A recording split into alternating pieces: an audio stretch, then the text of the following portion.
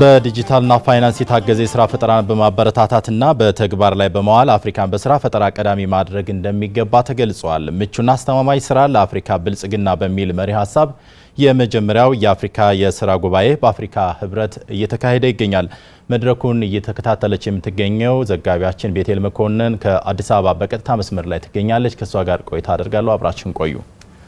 ቤቴል እንደምንዋልሽ። በመድረኩ ምን ሐሳቦች ተነሱ? በቀጣይስ ምን ዓላማ ተይዟል? የሚለውን አጠር ያርገሽ መረጃዎችሽን አካፍኝ። አመሰግናለሁ አብዮት።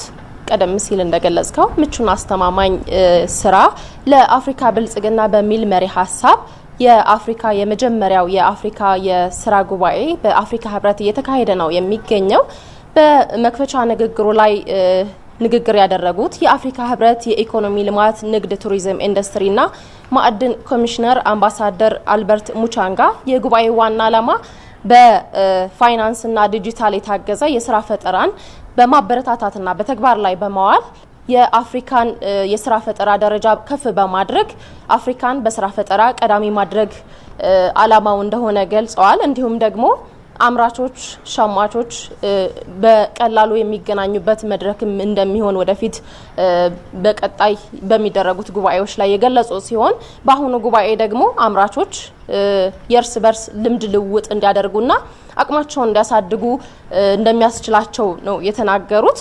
ከዛ በተጨማሪ በዚህ የመጀመሪያ በሆነው የአፍሪካ የስራ ጉባኤ ላይ የስራና ክህሎት ሚኒስትር ወይዘሮ ሙፈሪያት ካሚል፣ የቀድሞው የኢፌዴሪ ጠቅላይ ሚኒስትር አቶ ኃይለማርያም ደሳለኝ እንዲሁም የተለያዩ የአፍሪካ ሕብረት የስራ ኃላፊዎችና ጥሪ የተደረገላቸው አሰሪና ሰራተኞች እንዲሁም ደግሞ የሸማቾች እንዲሁም ደግሞ ሌሎች የስራ ፈጣሪዎች የተገኙ ሲሆን በዚህ በጉባኤው ላይ እንግዶች በስራ ፈጠራ ላይ የተሰማሩ ሰዎች ያቀረቧቸውን ምርቶች እንደ በቆዳ ስራ ላይ የተሰማሩ በቆዳ ስራ ፈጠራ ላይ የተሰማሩ ለምሳሌ እንደ ጫማ፣ ቦርሳ፣ ዋሌት፣ ሌሎች ነገሮችን በአልባሳት በኩል ደግሞ ቀሚስ፣ የሀገር ባህል ቀሚሶችን እንዲሁም